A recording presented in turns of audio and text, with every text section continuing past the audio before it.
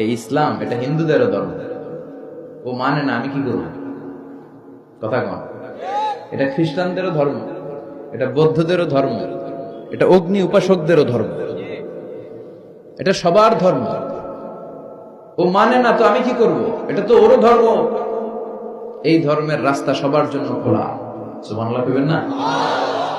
কোন হিন্দু ভাই যদি এসে বলে, হুজুর আমি এফিডেভিট করে নিয়ে আসছি, আমি হিন্দু ধর্মে থাকতে চাই না, আপনি শাহাদা বানিয়ে আমারে পাঠ করান, আমি মুসলমান হব, এই কথা বলার সুযোগ আছে? যে না, তোমার ঢোকার সুযোগ নাই।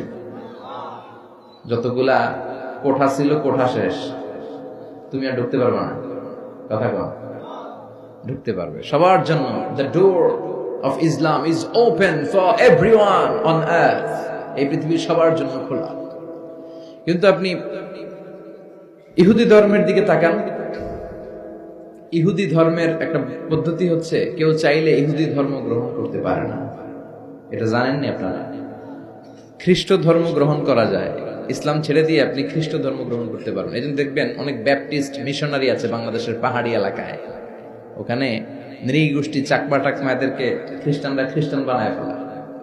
তারপর উত্তরবঙ্গে মঙ্গা পীড়িত এলাকা, ওখানে টাকা পয়সা দিয়ে আমাদের অনেক মুসলমানরাও খ্রিস্টান বানানোর চেষ্টা করে, কারণ খ্রিস্ট ধর্মে এটা আছে।